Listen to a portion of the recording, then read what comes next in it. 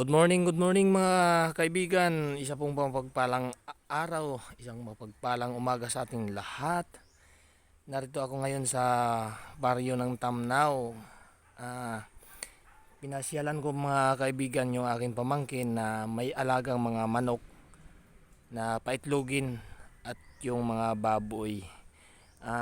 Pinuntan ko siya mga kaibigan para makakuha tayo ng konting idea. Kasi mag-ano rin tayo, mag-aalaga ng manok na paitlogin. Pero ano lang yon, kunti lang. Subok lang muna kung maganda ang takbo, di dagdagan natin. Ito, pagdating ko rito, wala pala yung pamangkin ko. Ang pamangkin ko si ano rito, si Jason na Kapukaw, isa pong barangay captain dito sa Tamnao. Tsaka yung si Mrs. niya nasa school daw po. Wala po silang mag-asawa.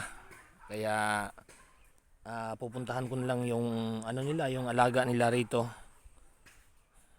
At masilip natin kung gaano karami para makakuha rin tayo ng idea sa pag-aalaga ng manok na paitlogin. Okay po, tara mga kaibigan, bubuksan lang natin yung gate kasi may may bahay siya, parang kamalig kung tawagin, kamalig, tapos may gate. Sabi naman nung tagapag-alaga ng mga manok, puntahan ko na lang daw dito. Okay, tara, samahan niyo ako mga kaibigan.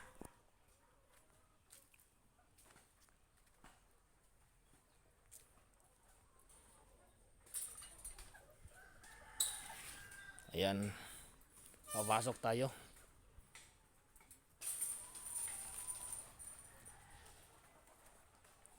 Ayan, andito na tayo. Marami palang talagang alaga.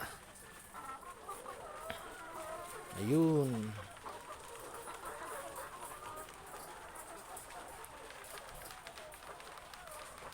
Ilang palapag yan? Isa, dalawa, tatlong palapag. Yan daw po mga kaibigan, bagong dating lang. Hindi ko lang alam kung ilang heads ito ng chicken ang dumating. Yan, pero marami sila. Hindi lang yata 100 to eh. Yung bagong dating ay andun pa sa harap, tsaka iyang sa gilid. Yan mga bagong dating yan. Marami to. Marami nga kaya hindi lang mga 100. Siguro baka nasa 200 pa ito eh. Yung sa taas may bakante pa.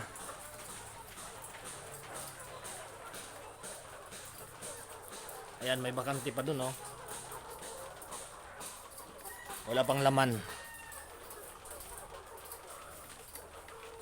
Parang crowded yung ano niya. Bawat isang kwarto, 5 ang laman. 5, kaya pwede pala natin bilangin to. 1, 2, 3, 4, 5, 6, 7, 35. Yan, 7 times 3, 7 times 5, di 35. Ang isang isang palapag lang. Ayun, may isang piraso lang yung nasa kabila. Isang piraso lang yung nandito. 36 na yan. Isang palapag. Eto, ilang palapag to? Ang dami. Hindi lang pala 200 to. Yan oh. Ayan, tinitingnan natin yung pagkagawa ng kulungan kung tama ba yung pagkagawa ko kasi ayan, ganito rin naman yung yung screen ko, naka-slide siya para pag nag-itlog sila gugulong sila palabas. Ito wala pang di pa naka-asinta ang labasan ng itlog. Ito yata pagka mangingitlog na yung manok, tatanggalin na ito para gugulong siya. Harangan lang dito yan. Yan. Yan, ang dami. Tsaka yung kabilang bahay, ito yata yung unang ano niya, yung unang alagang manok na paitlogin. Yan. Ayun, marami ng itlog oh. Pasukin natin.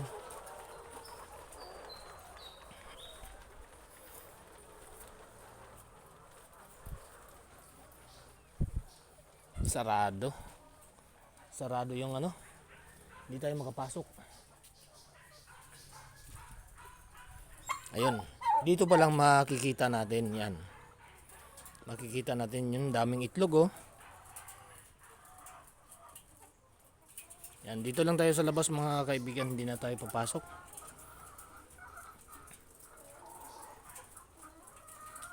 Ayan, yan pala yung siguro package na yung binili niya. May ano na siya, may layer na siya. Ayan, yan yung mga RTL na paitlogin. Wow, ang lalaki ng itlog.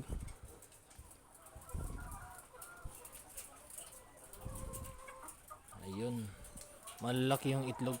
Ay talagang ano lang, talagang ang manok pala halos hindi sila makakaikot-ikot. Kasi ano lang, masikip lang. Ito naman yung kulungan na yan, talagang ano yan, design ng manggagawa. Bakal siya ay ano, yung parang steel matting. Yun, talagang hindi nakakaano ang manok, hindi nakakakilos-kilos. Daming dumi. Kailangan yan, ano yan, wawalisin tapos lilinisin. Pero dito naman kasi malayo sa kabahayan. Kaya okay lang dito. Ayun, dito lang tayo mga kaibigan, hindi na tayo papasok. Ayun oh, yung mga itlog. Ang lalaki ng itlog. Ayan, makakuha lang tayo ng konting idea para matuto tayong mag-alaga ng mga manok na paitlogin. Ayan, ang ganda oh. Ang dami.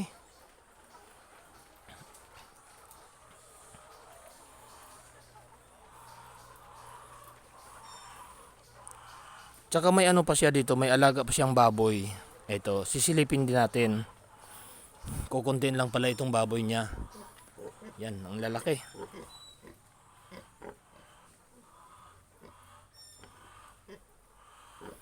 Pero alam ko may ano pa, may iba pang bahay ng baboy. Pero ayun yata.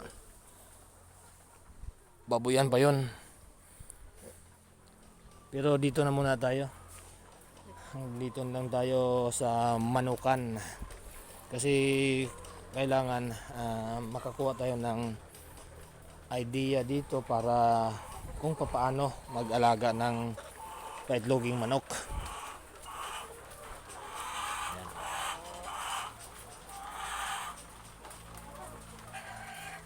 Maliliit lang ang kwarto nila. Yung sa akin, ang laman nun nasa 10. Maluwag pa sila sa 10. Kasi ito maliliit lang oh. May 3 ang laman, 3. Pero maliit lang yung kwarto ng manok. Ayun, lalaki ng itlog oh. Daming itlog.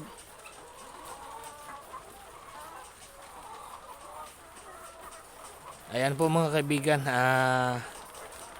naipakita ko na sa inyo yung isa rin ito sa business ngayon ng aking pamangkin, yung pag-alaga ng mga manok na paitlogin.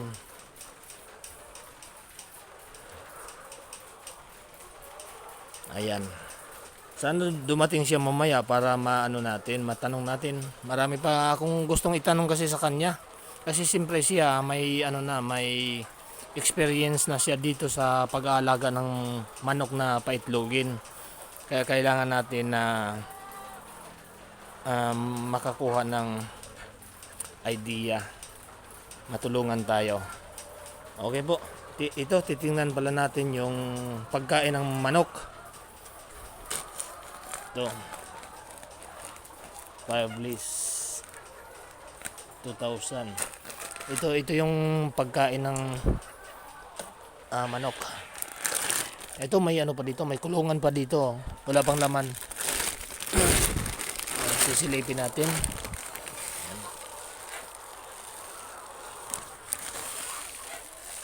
Ito yung pagkain ng mga manok na paitlogin. Okay na. Ayan na mga kaibigan, maraming salamat sa inyo sa pagsama nyo sa akin dito sa pagsilip ng mga manok. Alagang manok ng aking pamangkin. Kaya ay tahimik na. Ang iingay nila. Ayan, maraming pong salamat muli sa inyo mga kaibigan. Thank you po sa inyong pagsama sa akin sa pagsilip ko sa mga manok, alagang manok ng aking pamangkin. Maraming salamat. Thank you po sa inyong lahat. God bless po. Magandang umaga sa inyo. Bye bye.